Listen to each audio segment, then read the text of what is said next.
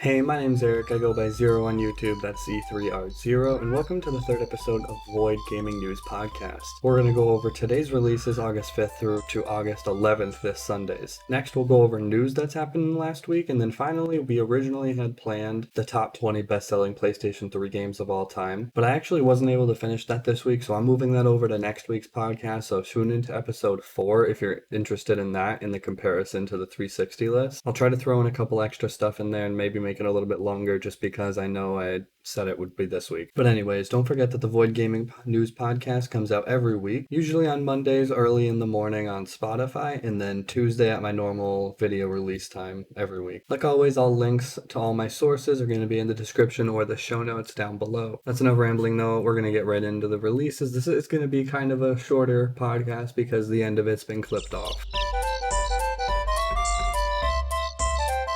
Okay, starting off with August 5th, we got Fields of Mistria coming out for early access, only available on PC. A lot of this I'm going to be reading directly off of the Steam page and Wikipedias and different things like that. Like I said, sources are all down below. Mistria, an idyllic village tucked between forest and sea, has offered you an overgrown but full of potential homestead in exchange for your assistance. Restore the town to its former glory after an earthquake wreaks havoc and strange magic begins to flow through the land. In the spiritual successor to the farm sim RPGs of the late 90s and onward, build the farm of your dreams as you discover magic, romance, and adventure. Customize your character, home, and farm to suit your style. Farm, fish, mine, and craft your way to a revitalized town. Find your ideal match with one of 12 marriage candidates. Note, heart progression past 4 hearts of marriage itself will be added via future update. Raise adorable animals and breed rare color variants. Unlock magic that will aid you during farming and adventuring. Enjoy the changing seasons with new quests, festivals, and even villager outfits. Get to know 30 plus villagers and follow their stories, battle foes, discover treasures as you explore ancient ruins, and so much more. Honestly, it looks pretty interesting to me. I do actually really like the pixel art type style that it has going on. It looks fairly interesting, so I'm not sure if I'll end up playing it, but depending on how much it is, basically. Next up, we have Eden Genesis on August 6th, coming out for PC, PlayStation 5, PS4, Xbox Series X/S, Xbox One, and the Switch. Again, I'm quoting this. Eden Genesis is a platform game focused on fast-paced trials,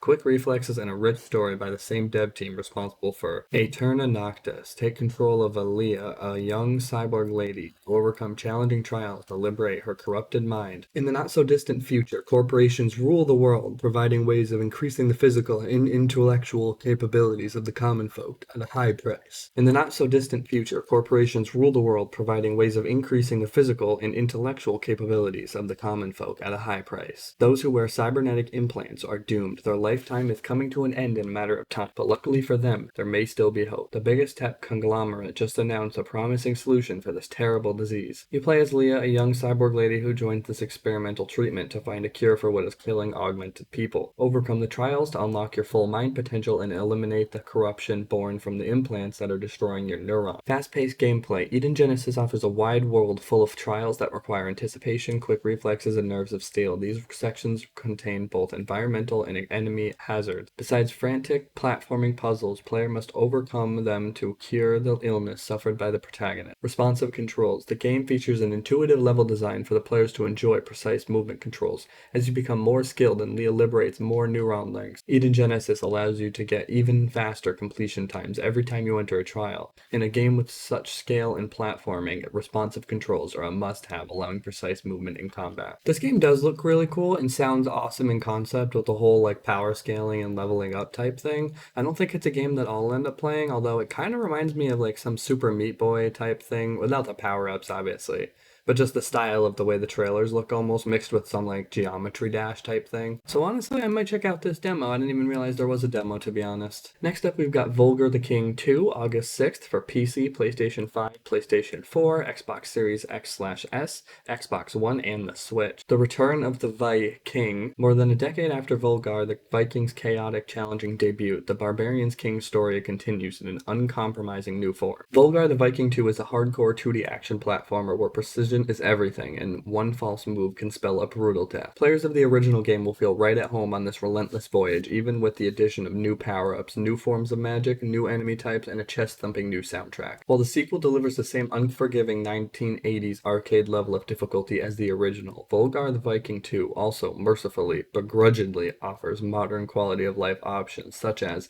checkpoints, save states, and an undead mode. You decide how punishing a quest should be, but now anyone can be a Viking. With new and larger worlds inspired by Norse mythology, multiple endings, and a variety of ruthless bosses to conquer, Volgar the Viking 2 expands and improves on the original in every way. Draw your sword, don your helmet, and chop your way through this violent Viking adventure. I've actually never played the original Volgar the Viking, so I am not even sure what the gameplay is about. There's no demo for this. It looks interesting. Not a game that I would play most likely, but I also kind of grew up in the 2000s. This is definitely like an 80s or 90s style type game, you know what I mean? It does look really cool though, and I'll probably honestly watch a couple people play it online. Next up, same day, Warhammer 40,000, August 6th, only for PC, the Speed Freaks DLC. Plays into high-octane mayhem of clashing speed mobs with adrenaline-fueled combat racing through the brutal Warhammer 40,000 universe. Okay, my bad.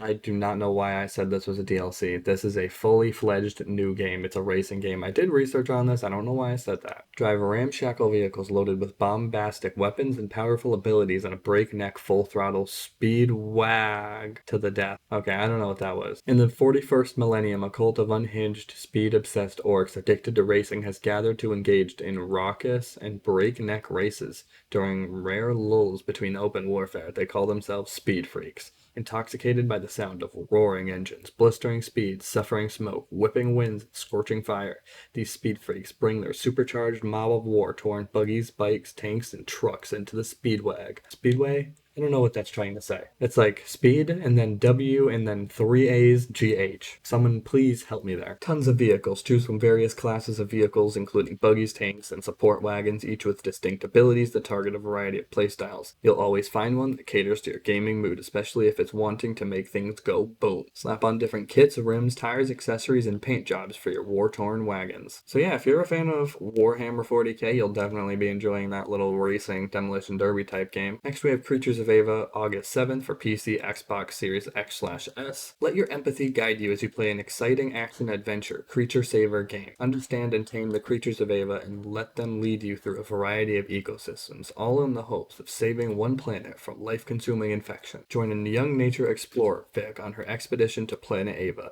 Explore 4 distinct and colorful ecosystems. There's a bug flying around. Bustling with life, tame over 20 wild creatures with the music of a special flute. Meet the Nam, Ava's inhabitants, and learn their unique customs. Save the planet's inhabitants from an infection called the Withering. Help Vic solve the secrets of Ava and her own troubled past. Welcome to Creatures of Ava, a unique creature saver game inviting you to explore a world brimming with wild beings. Instilling joy and wonder, they provide a unique bond that enables you to utilize their skills for traversing the planet and solving environmental challenges. Once peaceful creatures, they now succumb to an unknown infection, driving them to behave aggressively, which makes your mission to save them an urgent necessity. The gameplay encourages curiosity-driven exploration of its distinct ecosystems, such as the colorful Nari jungle or mysterious Maruba swamp, creating an interconnected world with non-aggressive combat mechanics designed for healing, rather than defeating and indigenous flute melodies that you will play to tame creatures. The game further highlights the creature-saver nature of this experience. Step into the shoes of Vic, a 22-year-old nature adventurer, as she navigates through the immersive expedition alongside Tabitha, a composed and astute researcher. Together you confront the recurring infection called the Withering by the local race of the Nam, threatening Ava's inhabitants. The game's narrative, co-created by Rihanna Pratchett, a journey of wonder and mystery, but also discovery, leading to the revelation of the planet's captivating secrets. Creatures of Ava is a game featuring a dense, populated world of rich ecosystems filled with creatures that play a vital role in the planet's natural balance. It goes beyond traditional creature-related genres, offering a deeper understanding and connection with the things you'll encounter on Ava. Once you come to understanding the true meaning of the infection, you will be challenged to step out of the human-centric point of view and learn about the real toll it takes to preserve the primal beauty at the very roots of Ava.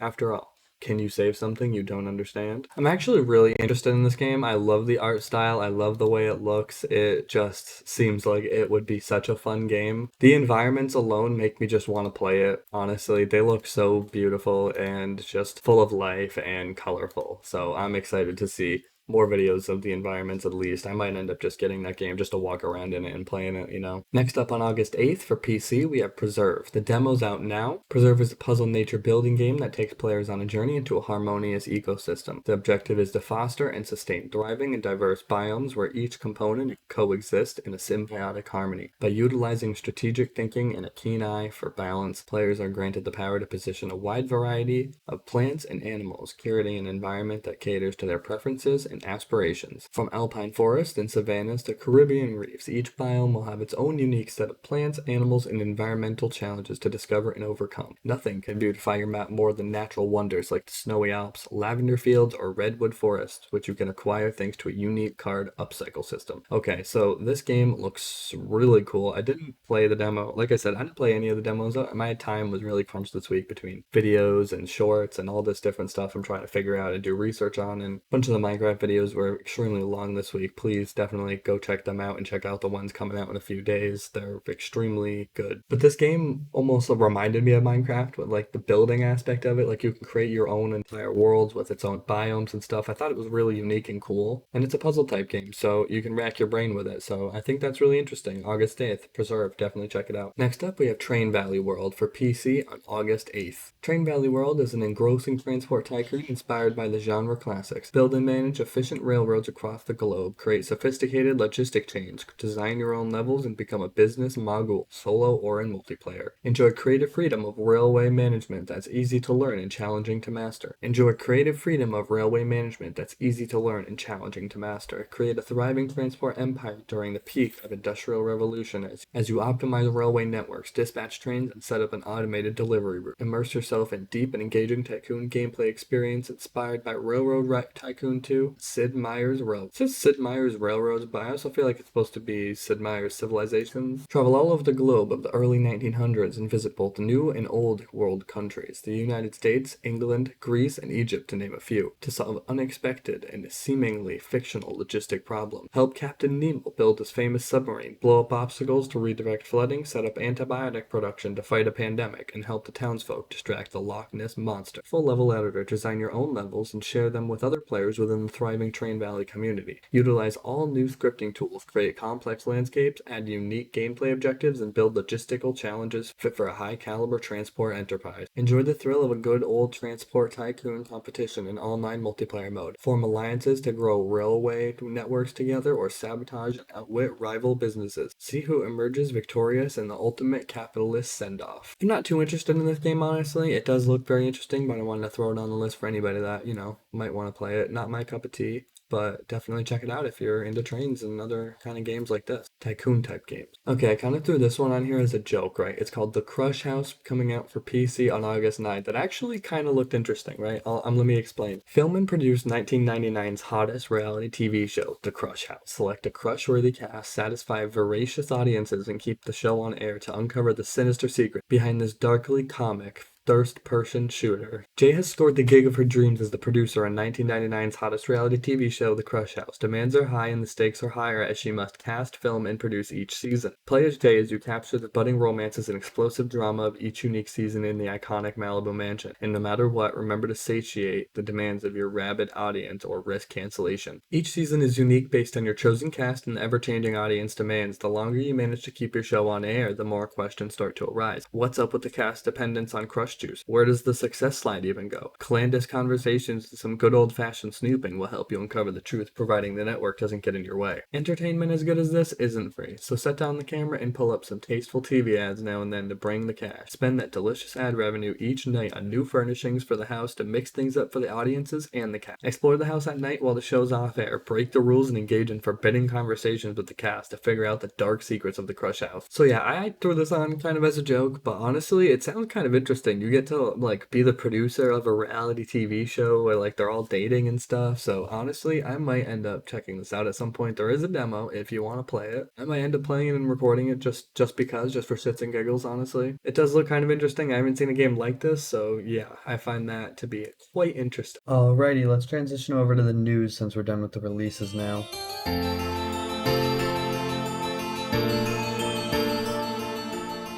Playon is publishing Marvel 1943 Rise of Hydra 2025. Skydance Games to publish Marvel 1943. Skydance Games to publish Marvel 1943 Rise of Hydra. Marvel 1943 Rise of Hydra will launch sometime in 2025. The devs described the game as a narrative-driven ensemble adventure game. The plot is set during World War II and centers on Captain America and Azuri, the Black Panther of the 1940s. That sounds super interesting to me. So I'm interested to see, what that looks like, to see a Black Panther in the 1940s and all that stuff too. On July 29th, the Xbox 360 Marketplace is officially closed, which is kind of funny that I did that video last week. Physical discs obviously still work, you just can't access the in-game store like on the Xbox 360. And the online multiplayer is still active and all that, but eventually servers are going to run out. They're going to end up shutting down, maybe whether it's a year from now, 5 years, or 10 years. I hope that day never comes, but sadly it's going to come eventually. All old consoles, it's inevitable. Up next, on July 30th, Dragon Ball Sparking Zero, the Saiyajin and Namek arc was revealed. We got a whole trailer for it, okay, but I'm going to read off this whole spiel. Saiyajin Saga characters. The Dragon Ball Sparking Zero character trailer starts with a high-octane battle between Goku and his evil brother Raditz, ending with Piccolo's special beam cannon. The action continues with the arrival of Nappa, showcasing his moveset, Saiyajin's self-destruct attack. I'm bad at his name, but Jiatsu's iconic Goodbye Tien line, and Goku's Kaioken transformation. The Saiyajin Saga portion of the trailer ends with a dramatic clash between Goku's Kamehameha and Vegeta's Gallic Gun. Dragon Ball Sparking Zero Namek Saga characters. The Namek Saga is prominently featured in the character reveal for Dragon Ball Sparking Zero. The Namek Saga portion of the trailer starts with the scene following Kiwi, a fearful member of the Frieza Force, engaging in a fearful battle with the Prince of Saiyajins. It then transitions to a face-off between Vegeta and the formidable duo of Dodoria and Zarbon, with Zarbon showcasing his Super Zarbon form. The trailer further showcases an intense clash between Frieza in his initial form and the mighty Namekian warrior Nail. Also, it introduces other notable members of the Ginyu Force such as Guldo, Rakum, and Captain Ginyu. In addition, the trailer offers an in-depth look at the Namek Saga Frieza, illustrating the character's progression through their second, third, and fourth forms to their full power transformation. The trailer culminates in a dramatic scene where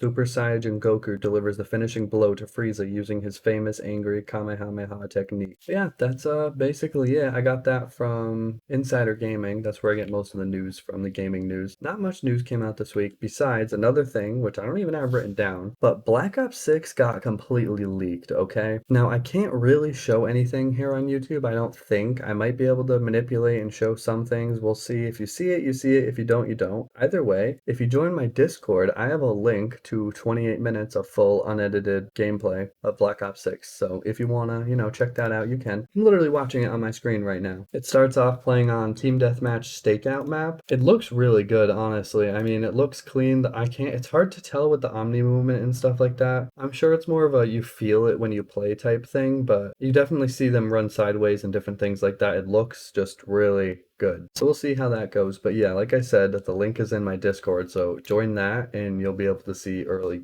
Black Ops 6 gameplay. But yeah, that's all I have for this week's podcast, guys. So I hope everybody did enjoy. If you did, make sure to, like, comment, and subscribe if you're watching on YouTube. If you're on Spotify, make sure to rate us 5 stars, and you got to keep a lookout for next week's podcast, episode 4. We'll be talking about PlayStation 3, the top 20 or so games to ever be sold on it, and then comparing them to the 360. Maybe we'll have some more Black Ops 6 stuff to showcase. I mean, there's maps, there's like 5-6 different maps shown. It's insane how much gameplay is out there. I have a lot of it downloaded on my phone and stuff like that, just because I know it's going to get taken down. But alrighty, I hope everybody has a great rest of the day, and I will catch you guys in the next one.